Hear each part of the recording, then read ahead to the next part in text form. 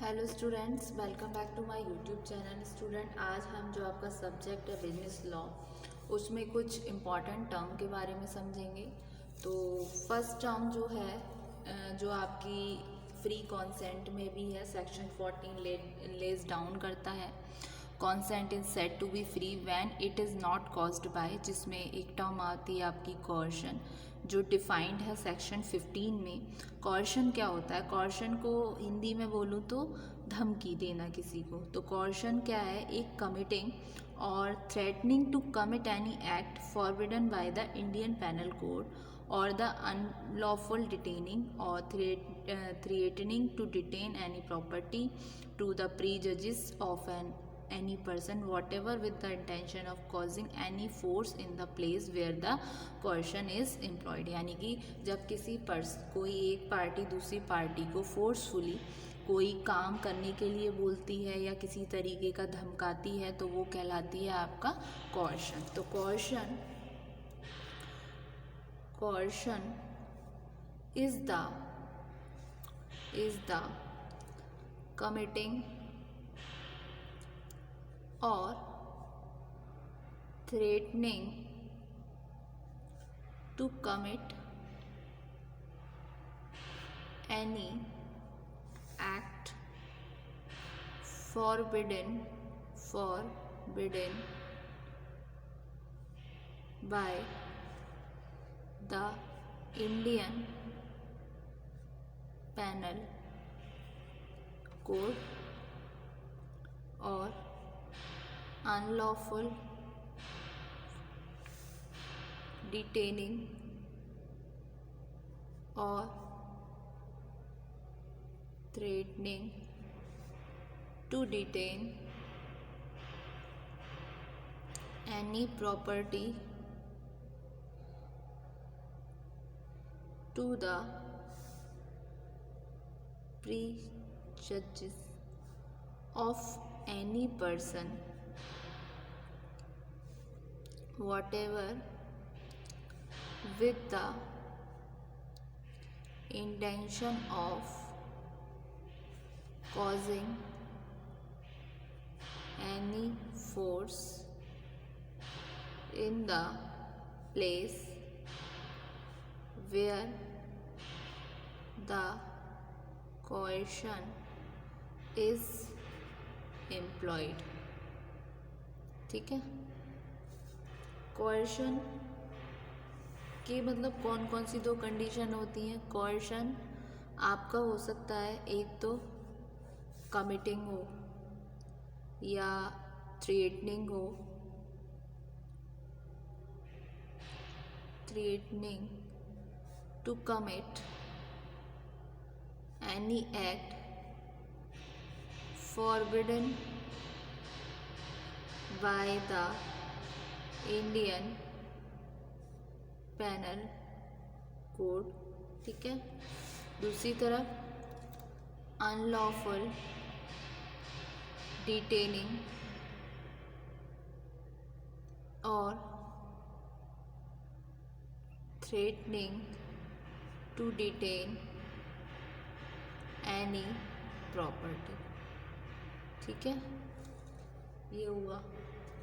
एक इसका एग्जाम्पल देख लेते हैं। एक एग्जाम्पल लेते हैं। कोई पर्सन एक्स है, बाई से बोलता है आई शैल किल your son or I shall not return the documents of title retaining to your wife's property unless you agree to sell your house to me for 5000। X Y को बोलता है मैं तुम्हारा बेटे को मार दूंगा और रिटर्न नहीं करूंगा डॉक्यूमेंट्स जो रिलेटिंग है तुम्हारी वाइफ की प्रॉपर्टी की, जब तक तुम अग्री ना करो अपने हाउस को सेल करने के लिए मुझे सिर्फ 5000 रुपये में। भाई बोलता है सिचुएशन में all right I shall sell my house to you for 5000, do not kill my son or do not detain my wife document of title. तो सिचुएशन में भाई उसको बोलता है ठीक है मैं तुम्हें अपना घर बेच दूंगा 5000 रुपये में ही, तो प्लीज़ मेरे बच्चे को मत मारो, मेरे बेटे को मत मारो और डिटेन मत करो मेरे वाइफ के डॉक्यूमेंट्स ऑफ टाइटल्स, ठीक है, जिस हाउस के रिगार्डिंग है। तो एक्स के पास कॉन्ट्रैक्ट है, अगर वो ही finds the contract to his benefit, उसने क्या किया, इस कॉन्ट्रैक्ट को किया सिर्फ अपने फ़ायदे के लिए। जो भी एग्रीमेंट इंड्यूस्ड हो रहा है कोरिशन के थ्रू एक वॉइडेबल होता है एंड नॉट वॉइड, ठीक है। इसमें जो रजामंदी हुई दोनों पार्टीज़ के बीच वो फोर्सफुली हुई, कहीं ना कहीं उसको डरा धमका के उसने उसकी प्रॉपर्टी खरीद ली। तो सिचुएशन में ये क्या हुआ, व्यर्थनीय है और व्यर्थ है। तो इसका मतलब ये है, ये एनफोर्स हो सकता है पार्टी के द्वारा कि ये कोर्स्ड है, but not by the party using coercion, ठीक है। लेकिन जो पार्टी है उसको यूज़ नहीं करना चाहिए जो कोर्शन है वो, क्योंकि ये क्या है सिचुएशन, ये वॉइडेबल कॉन्ट्रैक्ट हो जाएगा और वॉइड है, क्योंकि शुरू में तो वो मान गया कैसे भी करके, लेकिन इन फ्यूचर वो कॉन्ट्रैक्ट आपका कोर्शन है और वो फ्री कॉन्सेंट नहीं है, अकॉर्डिंग टू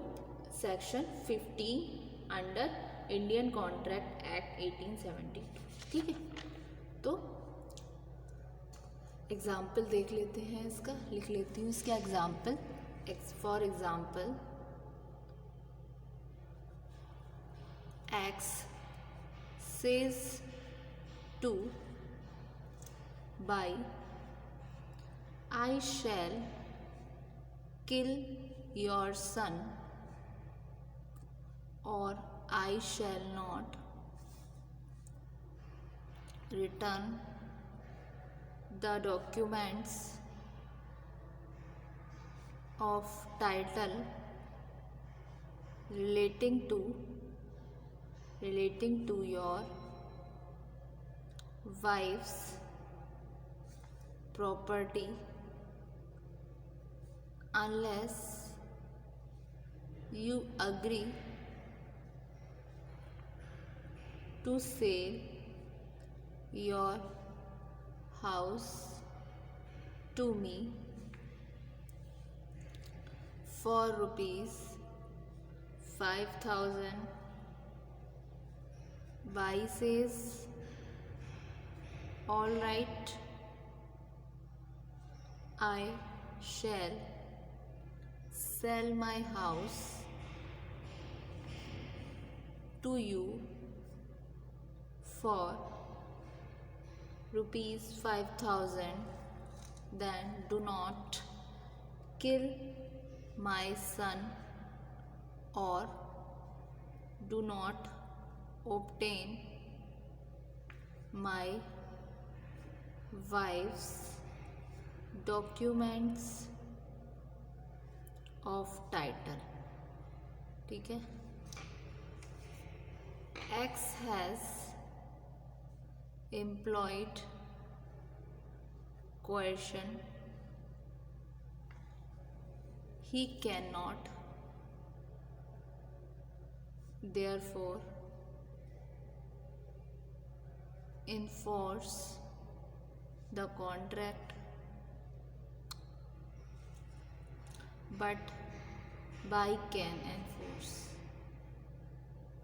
क्योंकि उसने एक्स ने उससे डरा धमका के साइन करवा लिए, प्रॉपर्टी मतलब खरीद ली, तो वो एनफोर्स कर सकता है कॉन्ट्रैक्ट को जो पर्सन बाई है, लेकिन एक्स नहीं कर सकता, क्योंकि वो उसने उसको डरा धमका के ये किया है। बाई एनफोर्स कर सकता है कॉन्ट्रैक्ट को, क्योंकि वो पाता है कॉन्ट्रैक्ट को अपने बेनिफिट के लिए, ठीक है। और दूसरी तरफ वो क्या कर रहा है, वो उसको सिर्फ मतलब एक तरीके से उसने जैसे उसको डराया धमकाया, but by can enforce the contract if he finds the contract to his benefit, an agreement induced by coercion is voidable and not void. That means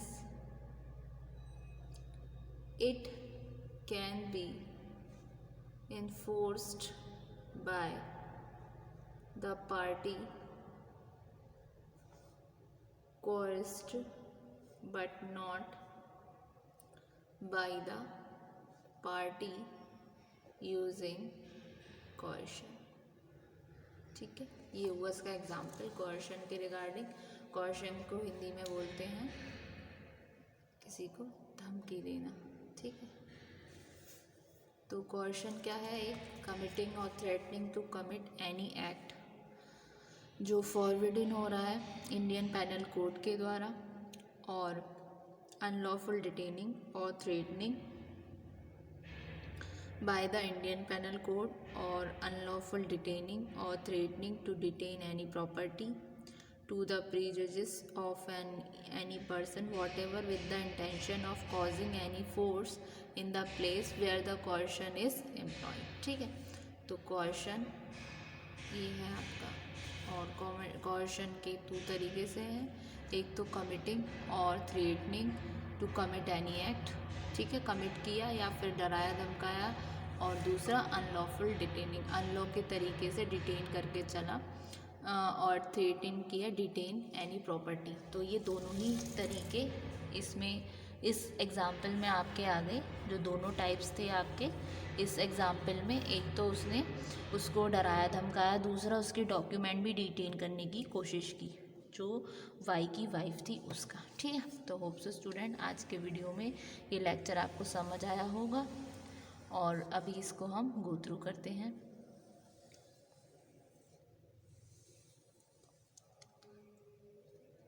ये तो पढ़ा हमने कॉर्शन के बारे में।